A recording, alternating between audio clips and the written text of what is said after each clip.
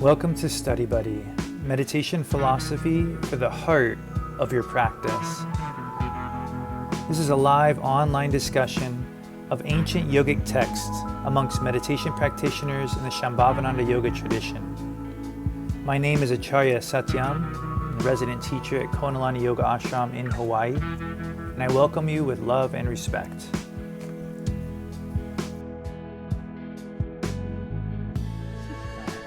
Welcome everyone. So excited to be here. Our sutra tonight, Sutra 3.18, has a very clear and crisp takeaway that I hope we'll all enjoy bringing into our lives in the coming week. And it's based on really tapping into, staying connected with Shiva, or the flow of Shiva's Shakti while we navigate our lives. And it teaches us that when we're able to do that, we start to find the freedom that we're seeking, specifically the freedom from our karma, freedom from the repetition of our karma, the births and rebirths that come with repeating the same actions over and over. So it's a sort of a large scope. The sutra is large in scope. It really calls upon 3, 4, 5 sutras preceding it. It feels like a synthesizing sutra. And so I'll be excited to work on that with you all and meditate on it as well. Welcome, Arjun. So I'm going to pass it over to Abaya, and we'll get grounded in our seat and in our bodies and in our breath. So take a moment to close the eyes if that feels comfortable, or you can just gaze at a single point ahead and let your focus start to sink inside.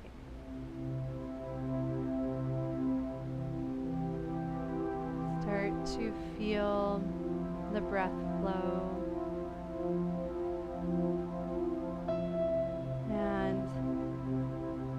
Maybe it was a big effort to get here and you can feel your breath starting to catch.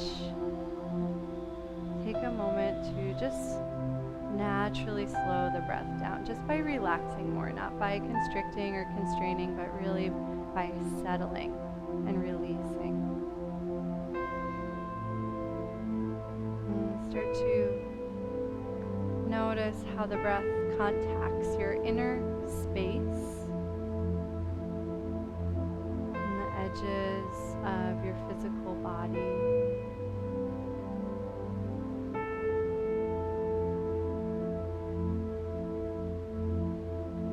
And experiment with feeling the intersection between the breath and the edges of the body as you gently start to shift the weight in your seat, just to right and then left. And notice how this additional facet might help focus you more into your seat. Feeling the breath, you're feeling your physical form. And you have to stay present as the body ever so subtly tilts from side to side. So as you gently breathe and shift, give yourself a little bit of freedom. And so maybe that means moving in a circle or tilting a little bit more or slowing down, but just make a choice to move in a way that feels fluid and effortless and really sweet.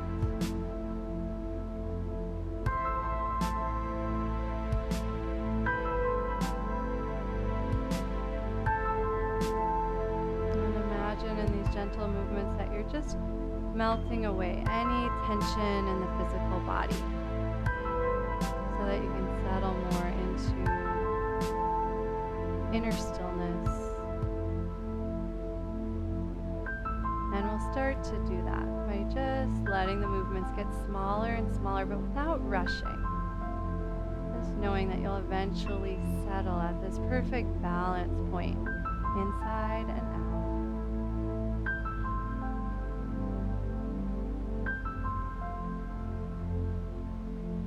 And as you do eventually find that still point,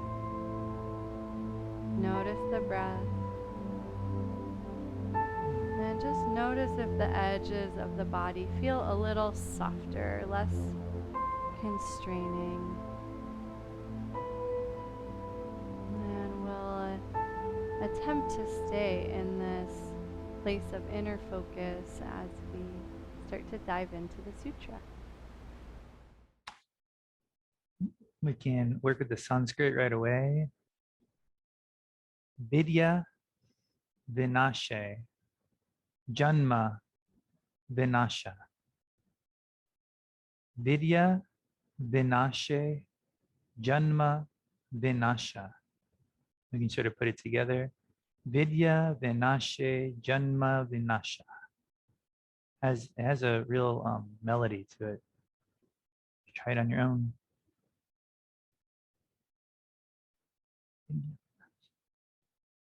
So we see the word vidya. We've seen that before. Vidya is pure knowledge. It's the knowledge of your spiritual path.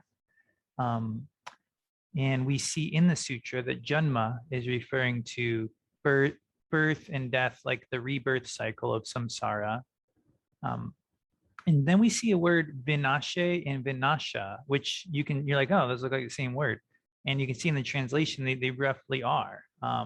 You can see it says, when knowledge of the self, which is vidya, is permanently established, then birth and death, which is janma, is gone forever, which is permanently de-established, right? Vidya vinashe, janma vinasha.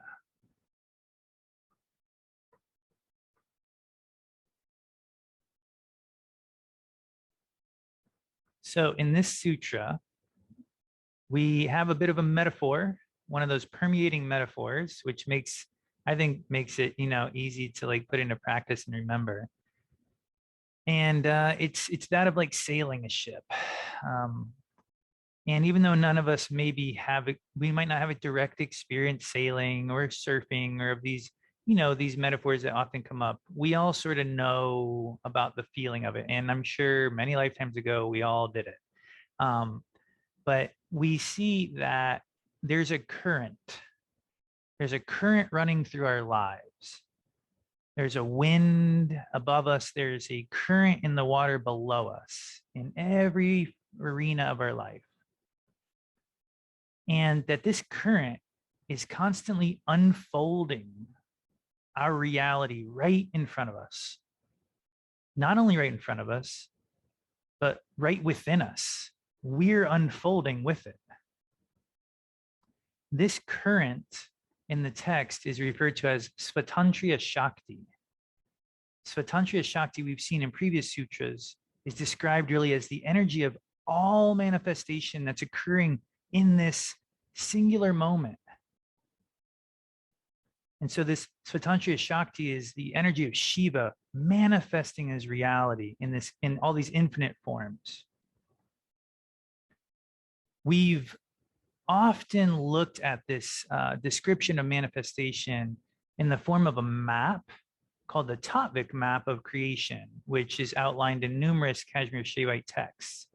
You don't have to be able to see all this. It's not about seeing it, but we've looked at it a lot. And for anyone who's new, the idea is that Shiva is right there at the top, dancing away, Shiva and Shakti, and that there's sort of like almost like it's on the singular point. And then almost like a river running down a mountain, this Shakti runs down and creates all of reality, getting wider and wider and wider as it makes its way down this mountain. And on the way, we have the very first thing that's created is this feeling, this urge. Then there's a thought, and then there's an action, and then there's manifestation. And in our own lives, it's actually how it plays out quite a bit. You have an urge, it occurs to you as a thought, and then you pursue it and you create a reality out of that one thing. So this tattvic map is sort of like a map that the yogis use to describe manifestation. And always at the top of it is a singular point of Shiva. And this river is sort of what we're focusing on in this sutra. This river of Shakti has a real pulse. It's very powerful. And so we'll see in the next sutra, this is going to be outlined even more precisely because we get into the nitty gritty of it. And so just a little preview of the next sutra helps just give a little perspective on this process for us. Hey, Murali, it's good to see you. Would you mind reading this next slide for us?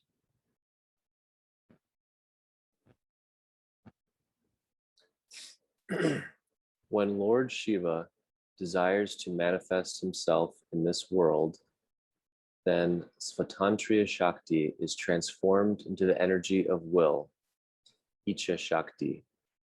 Then that energy of will is transformed into the knowledge, Jnana Shakti. Then that energy of knowledge becomes the energy of action, Kriya Shakti. Thanks, Murali. So again, we're going to look at this in detail. This is from the very next sutra that we're going to do, but I thought it was just helpful to outline this unfolding process that creates this, it sort of creates the current of the reality that we're in. We're sort of like downriver. And when you put your foot in the river, you're like, whoa, that's strong current. Like that's where we're at, we're like in the current. And so this map that we are referring to here is really only like half of the picture, because how much can you really know about a river by looking at a map? And for those of you who are really into maps, I think Devananda is really into maps. And I would agree with her in saying, you can know a lot about a river by looking at a map, a tremendous amount, in fact. And the idea of going down a river without a map seems pretty perilous. So maps are great. Maps are essential, right? But could you imagine like your captain being like, I've never actually gone down a river. I've only looked at maps. And you'd be like terrified. So that is sort of how the yogis all look at this balance of knowledge and practice. Our philosophical pursuits, they keep us pointed in the right direction. They help us know obstacles that are going to come up. They help us work with those obstacles. But there's absolutely no replacement for, and this has actually been the focus of the last few sutras, there's no replacement for the actual experience. In fact, as we saw in the last few sutras, the revelation we're seeking can only be derived from the experience. No one can tell you what Shiva is, where Shiva is, or exactly how to be in touch with Shiva. It's a completely, as Lakshmanju puts it, subjective or personal experience that is literally unexplainable to another person. Yet here we are, right? Working on it. So it's just half the picture is what that means. It's half the experience.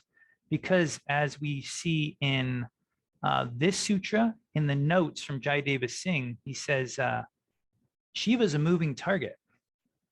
He says, taking Shiva as an object is also ignorance. He says, this mentality has also to be given up. Shiva is the eternal subject and should not be considered to be an object. Subject and object can sometimes get a little confusing, but the basic idea is something we actually talk about a lot. When we talk about really connecting with the teacher, for example, with Babaji, Babaji is constantly growing in his spiritual practice, and therefore he is constantly evolving. And we've heard this many times and in many different settings that you can't connect with Babaji the exact way you connected last year or last intensive or last Monday night. You got to always be finding that connection. And it's the same with our own heart and with our personal practice. There's aphorisms that tell us this that we're all aware of. 500 BC, in fact, you've all heard this one from our old friend Heraclitus. No one ever steps in the same river twice, or it's not the same person and it's not the same river.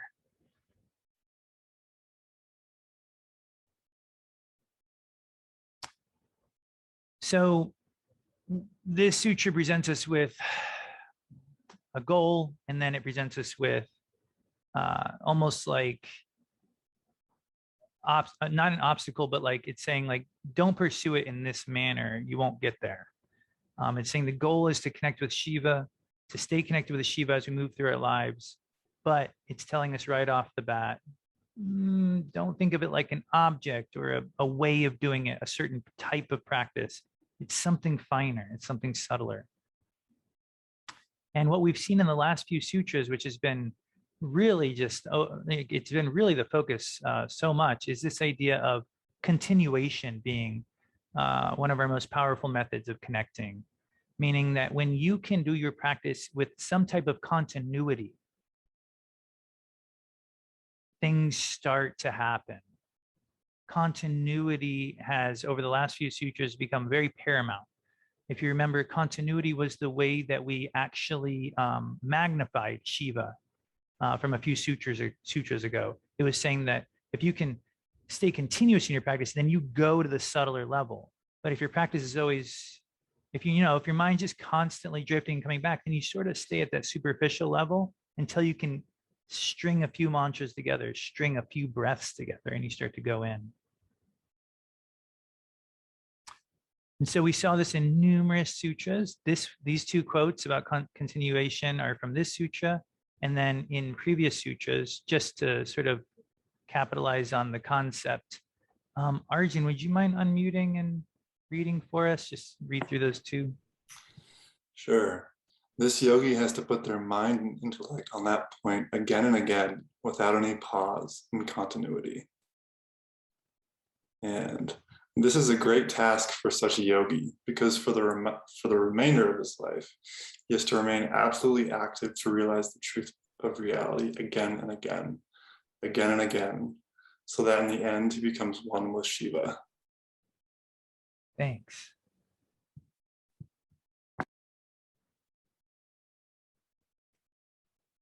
Continuity, repetition, effort over time. We all know these are the foundations, these are the bedrocks of what make a practitioner a practitioner, and the sutras remind us of that at every turn. And in this very sutra, just to bring this concept sort of to a point, we see this concept reiterated in a very specific way that has to do with this sutra's goals. Nanda Devi, welcome. Would you want to read this one for us?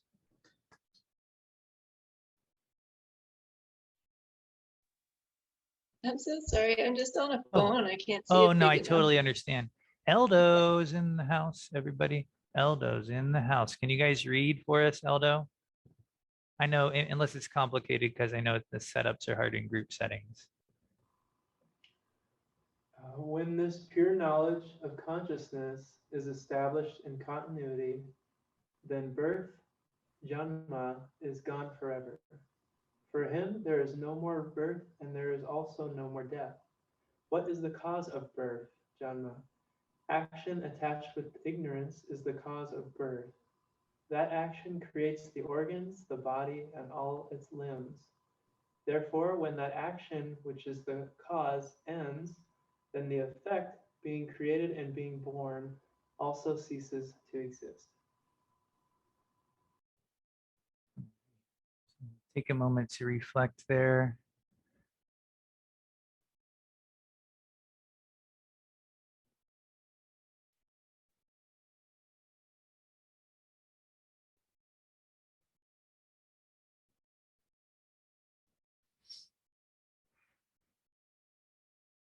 Action attached with ignorance is the cause of birth, rebirth, or karma, however you want to interpret it exactly.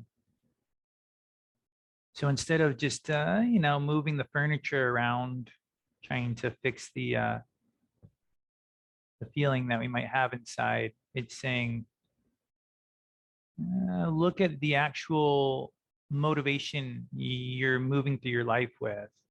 Remember that that urge becomes a thought, that thought becomes an action.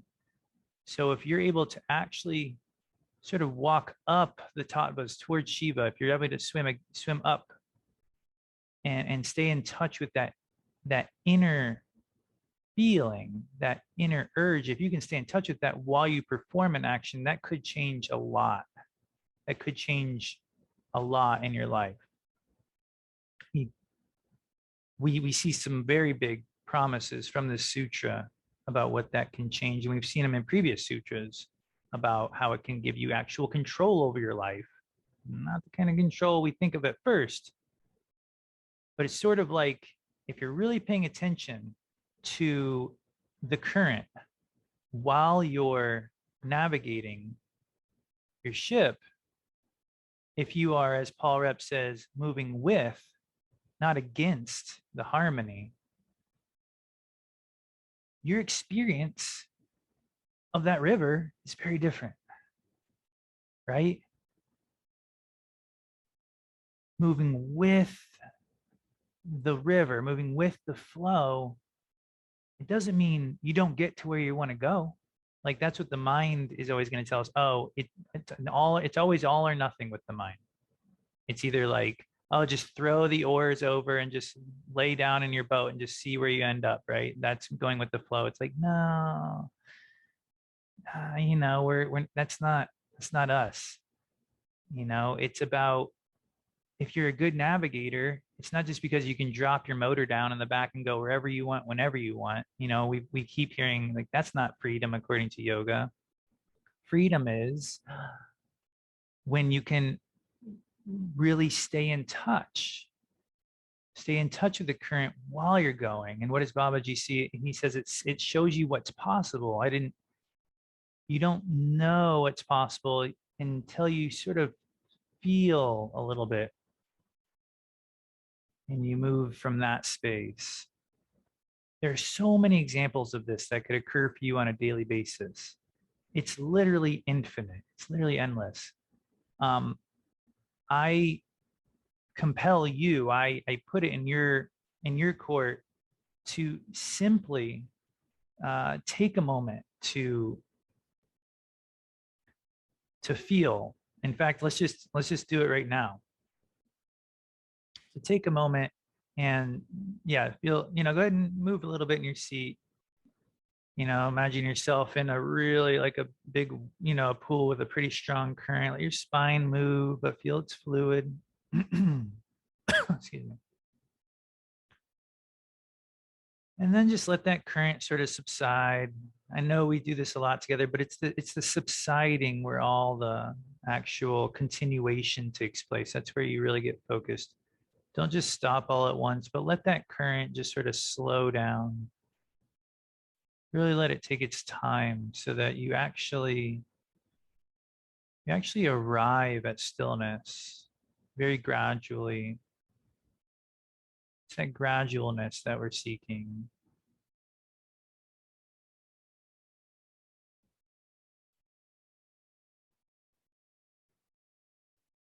And when you do arrive there,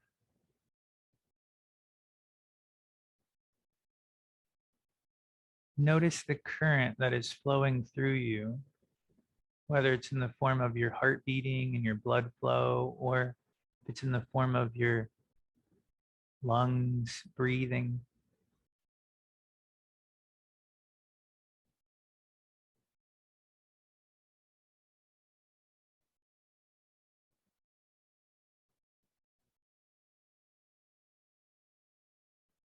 Reality is unfolding through you in this very moment for each of us.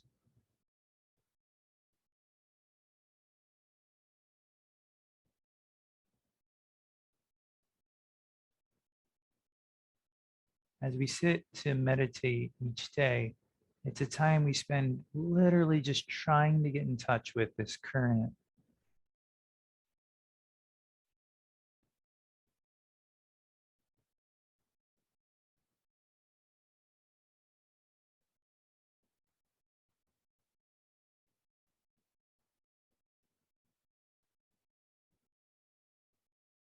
to be in touch with this current requires practice.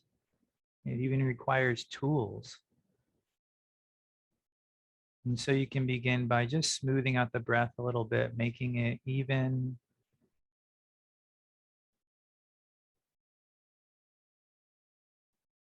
And using effort. Imagine paddling your canoe here, like you really are. You're paddling the canoe. You are lengthening out the breath, just like the stroke of a paddle.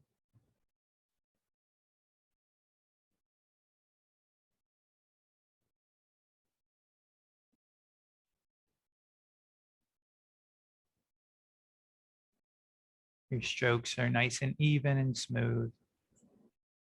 It's like you're paddling silently.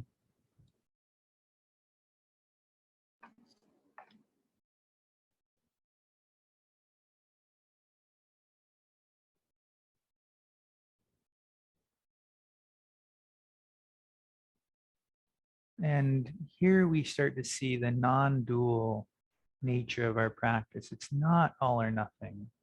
It's very much experiential. It's happening right now. As you smooth out the breath, you're not blind to the needs of the body.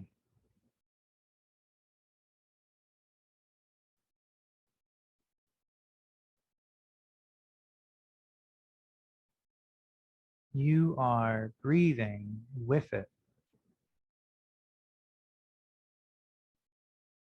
It might not be a perfectly natural breath. There's definitely some effort, some will, and we need that at first.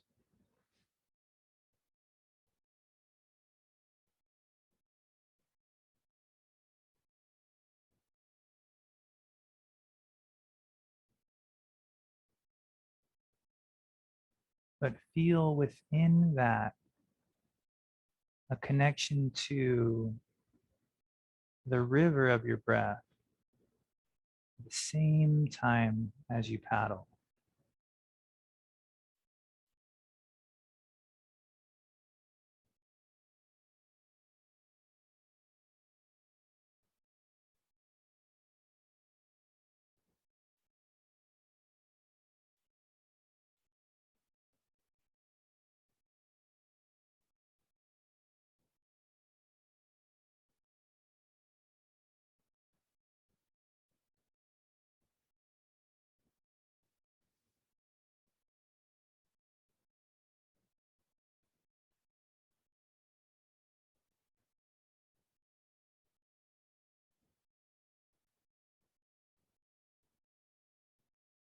The breath flow is the current itself, and you're trying to paddle with it.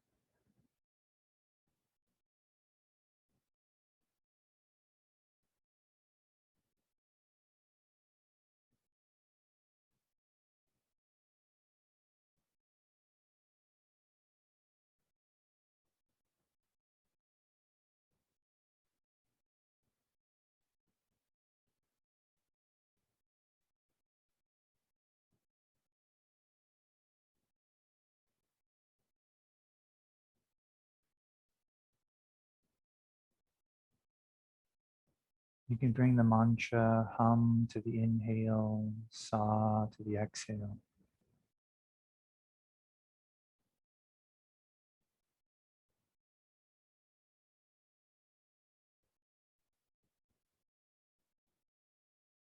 Let the mantra follow the breath's current.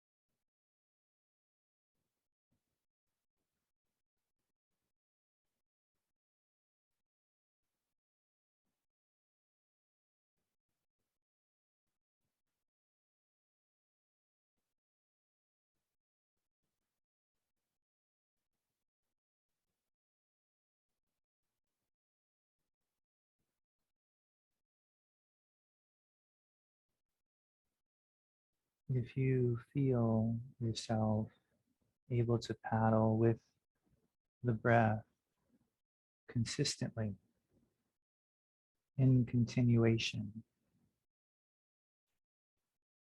experiment with loosening your grip on the paddle,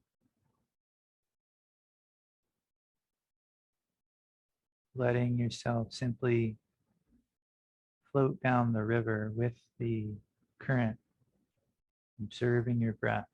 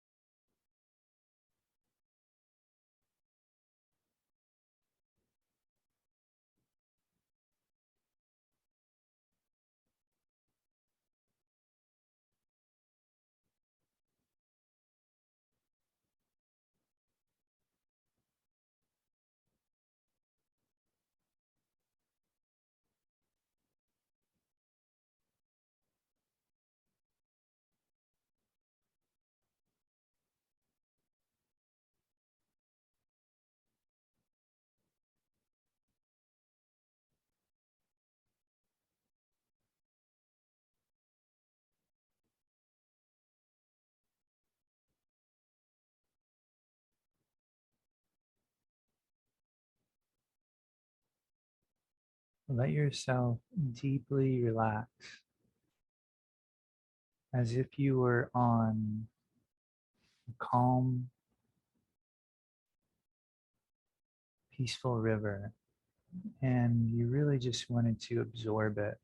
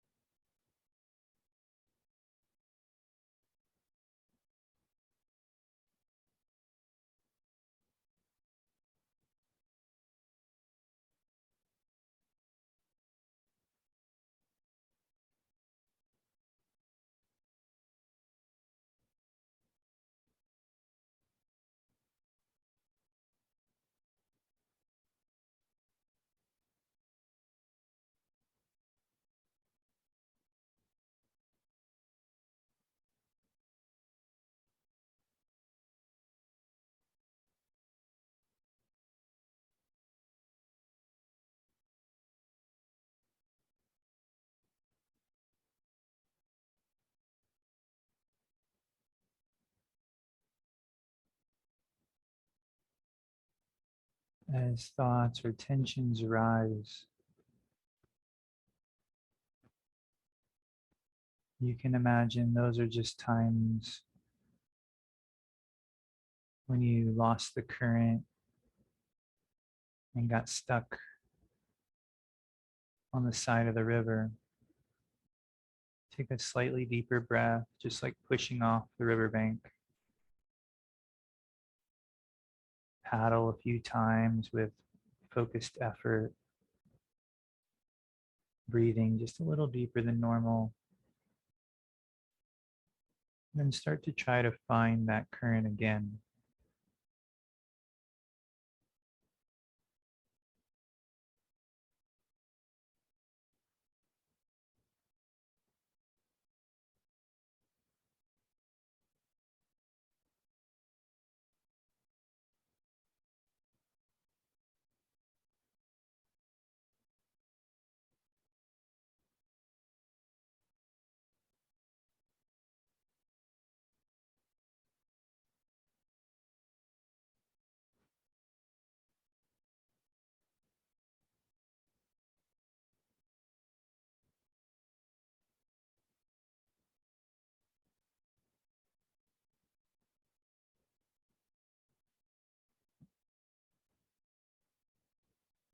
Staying in the current is the practice of continuity. This is literally our only job in this moment.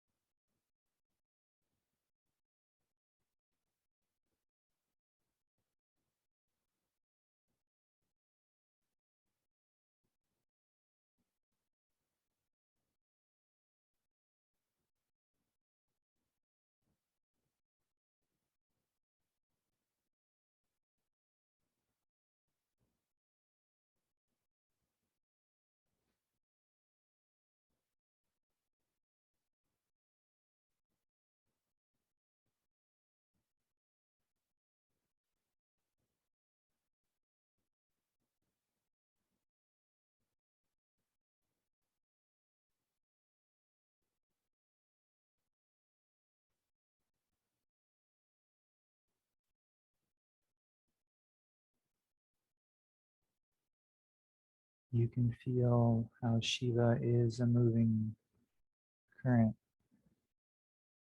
a moving target. Stay in touch with your breath. You have to stay fluid.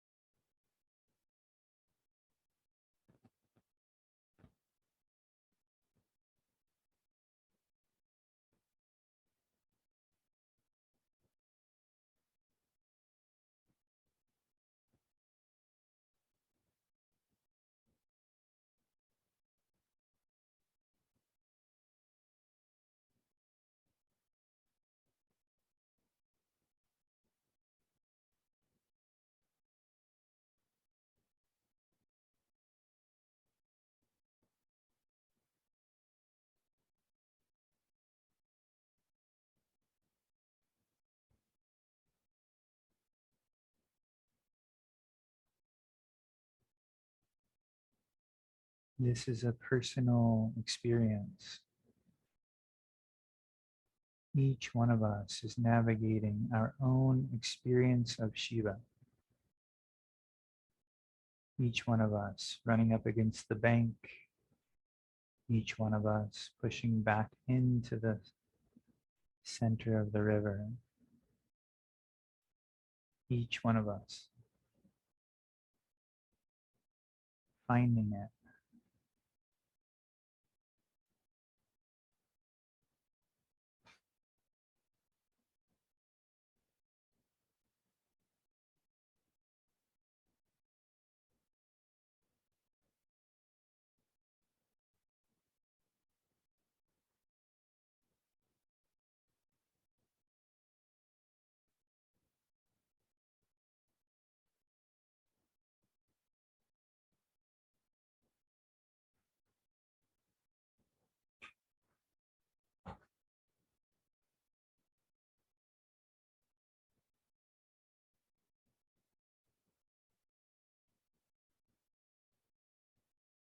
And for the last minute, allow the eyes to open, but keep your gaze low.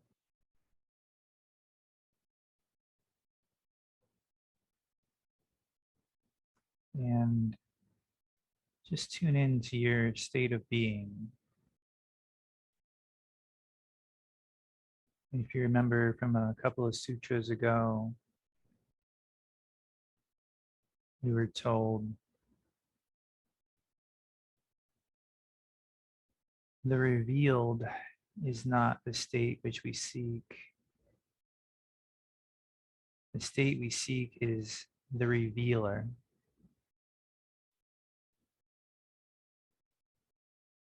And that this is you in the current. This is you feeling Shiva. As we also learned from many last sutra or two, it can look 1,000 different ways. You don't have to be sitting in meditation. But there's a connection you have to make inside. And that connection reveals everything. It reveals what we're seeking. So if we can maintain this connection while we move through our life, of course, has been and always will be our goal. And according to this sutra, that is how we attain freedom from our karma, from birth and death.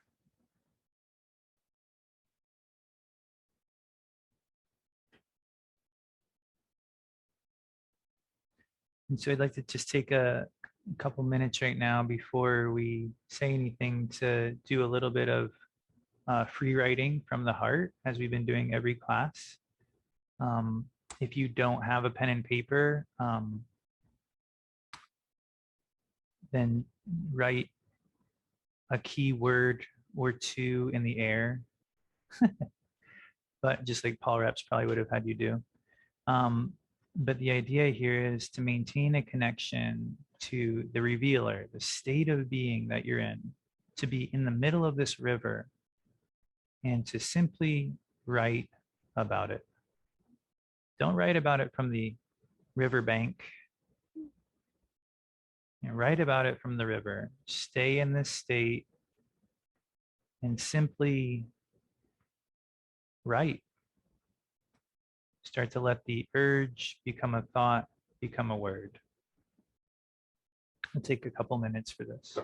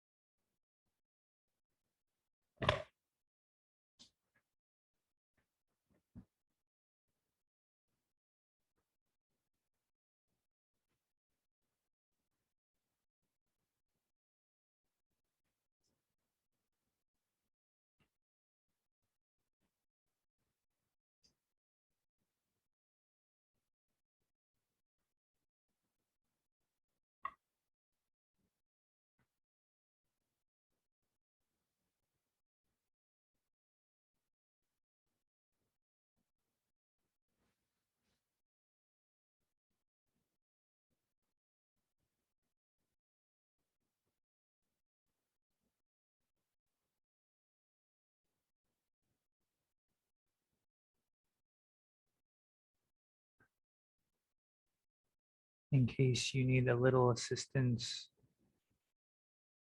start with a key word. Write a word that encapsulates your experience. And then describe how you got there.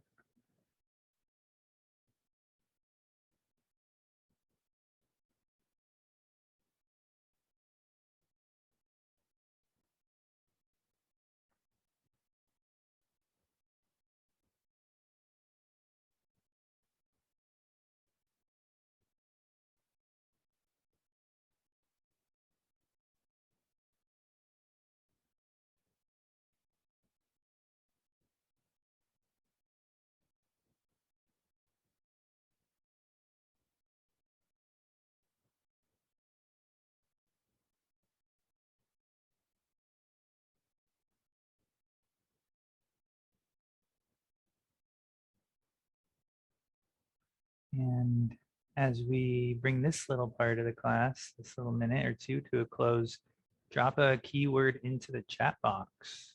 And I can type for those who are in this room.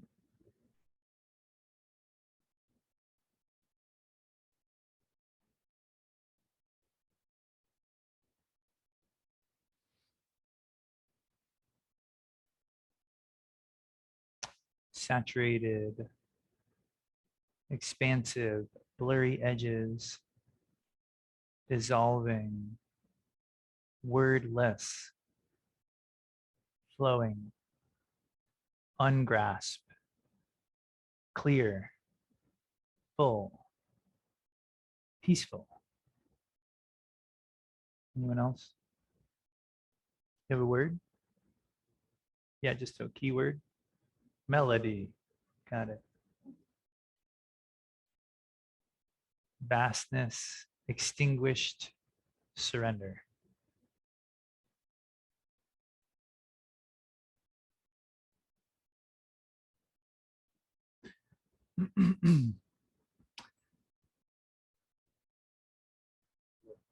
And float from here.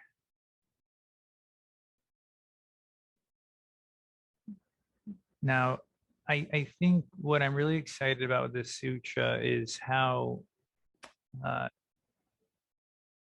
it's meant to be put into practice. For example,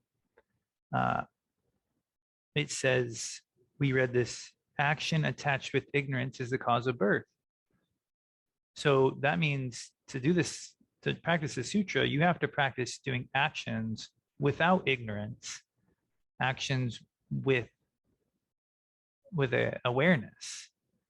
And that's how this whole process gets going. And this isn't just something for like a really special occasion. I mean, sometimes just turning inside and feeling that you're thirsty is a revelation, because down the road you're going to be dehydrated and suffer, you know. I can't talk about that without wanting to take a drink. But the idea is that this isn't just about the big stuff. This is a very, very real thing that you can do. So is anyone willing to elaborate a little bit on their keyword? I don't want to call on anyone per se, because I never know how everybody's feeling individually, but does anyone want to elaborate on their keyword a little, or have a question or a comment?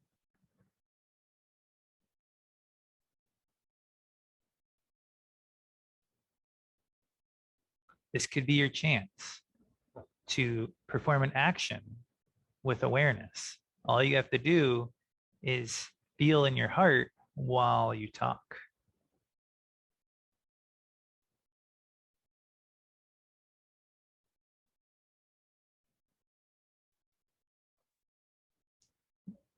Yogita. I feel peace, calm as I float down the river and watch the animals run on the bank. Thank you. Sounds like a haiku.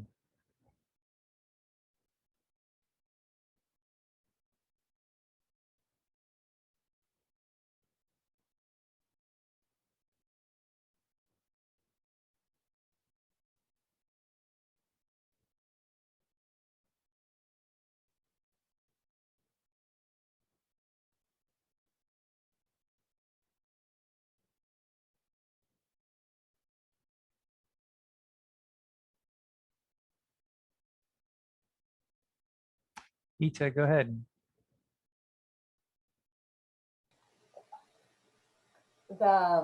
My word was expansiveness, but more importantly for me was the phrase blurry edges.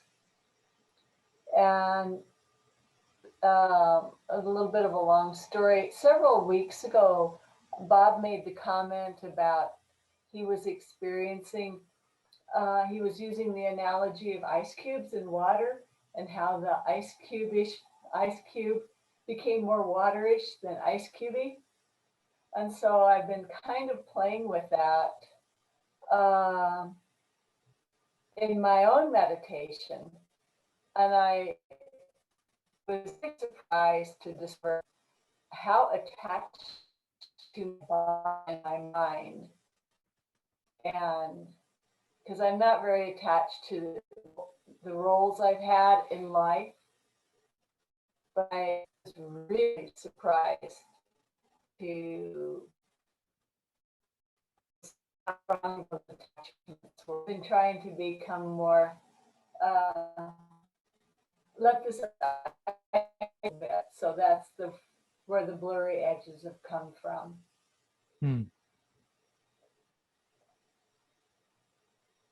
And it broke up just a little bit in there for us. And so what I was taking away from that towards the end was, it's surprising, though you may not be attached to the roles that you play, you feel like how deeply attached we are without even knowing it, to just the mind in general, to the thoughts of the mind. Did I hear that correctly? And my body, both of those. That was a real surprise. You know, that we've all talked about the little aphorism about the raindrop. I'm a raindrop, I'm a raindrop. Oh, I'm the water. Right. And intellectually, that's like, oh yeah, that's fine. And I can go intellectually, I'm the raindrop, I'm the raindrop. Nope, I'm the ocean. And then I really tried that. I was like, oh my God, I'm going to be the raindrop, period.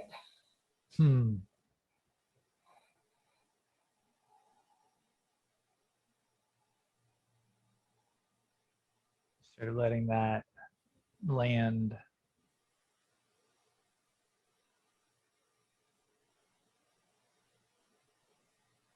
Yeah, I feel like I am the raindrop, I am the raindrop is what I know. And then the idea of I am the ocean, I feel like is referring to that state of being that really doesn't say I am. It's like we say to finish the aphorism, if that's the right word, I can't remember if I heard the right, to finish the saying, you have to say, oh, I am the ocean. But in reality, I don't know if it's like, and so, yeah, when we realize that we're seeking when we get so much of our daily, what would appear to be nourishment from I am the raindrop sentiments, we just sort of live off of that. And then when we have a taste of I am the ocean, and it's like such a different experience, it almost feels like like how Paul Rep said something one time about like pausing is like taking a vitamin the size of an elephant. It's like such a big experience. You're like, how can I be that? And there really is no way for the mind to be it. It doesn't seem like it can fit through that small of an opening. And so it's cool. Like you're like the startling aspect of that realization was really, that struck me. Yeah, I had a feeling when I was floating down the river with everybody that like this takes a while. Like you have to really be willing for it to like, you have to be willing to not just be like, okay, I found the current. It's like you have to be willing to really like stay in it for like a long time for that I am the ocean level of experience to actually wash over you. Go ahead. And the other part of that, continuing with what you were just saying, is if I understand this sutra, no, as I understand the sutra, the realized self or Shiva is the subject. It's not an object. And so moving with the current and feeling the current, if we become the current, we become the subject. And there's no difference between me and the current. Am I making? That's definitely, yeah, that's where I'm at with it too. That sounds right to me. And it's easier to feel separate. I mean, to float with the current, but if I'm moving with it, I'm still, there's that subject object differential. Yeah. Yeah, I know what you mean. Yeah, I wonder, what it's like to be at that level, where you really are the current consciously. Yeah. I think the only way that we normally relate to that is like close your eyes, lay back and see where you land. Now I'm the current. And it's like we know that's not it. So it's something it's as conscious, it's as awake as we look around our life right now, but somehow enmeshed in an experience that we might only associate with like deep sleep, like just like an energetic quality that's so not what we associate with our waking life. And this sutra does talk about the three states, and it talks about when you can see beyond the three states of waking, dreaming, and dreamless sleep. That's also a way of saying like really recognizing Shiva and everything. But it does mention the three states, and in that way it's like trying to like say it it is a waking state, it is also a dreaming state, it's also a dreamless state. It's like it's all the aspects you associate with like being, but from this conscious place. Yeah, so I don't know, I look forward, I hope one of us has that experience this week. Because I did want to say that I would, when I'm looking at these classes in like a format wise, is you notice that we did a longer meditation tonight. So I'm shooting for like a 20-minute meditation in these classes because I'm realizing like that's where the transformation is, right?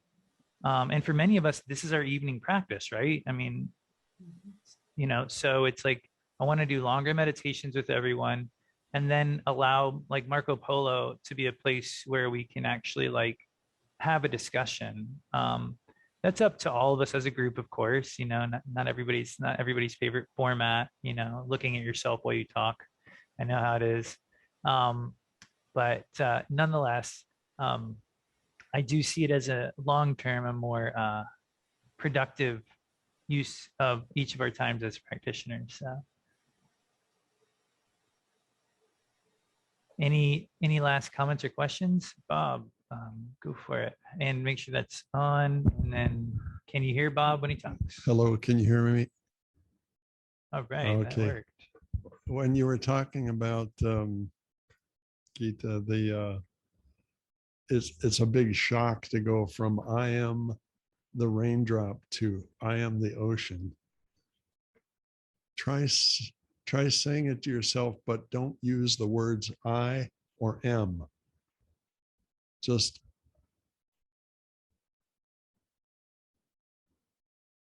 go from one to the other. It's a lot less of a shock, and you can actually feel just expansive without having to worry about who it is that's being expansive. Thank you for bringing that to my attention. Thanks, Bob.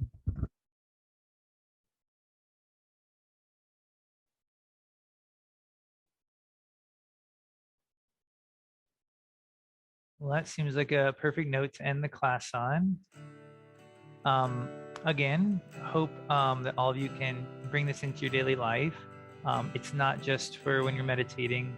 At any point in time, I find it to be in just the quiet in-between moments, to just tell yourself, there's a current running through this reality. There really is. It's happening right now. I can either choose to feel it and start to move with it. I don't know what that's going to look like or feel like, right? You know, or I can just park my boat on the riverbank and do whatever I'm going to do. So it's like we have that choice, and it's a dynamic, interesting path to find that current. And so I hope we can all share a little bit about how that goes in our life, small or large, on Marco Polo, and check back in with each other throughout the week. So namaste, everyone. Thank you all so much.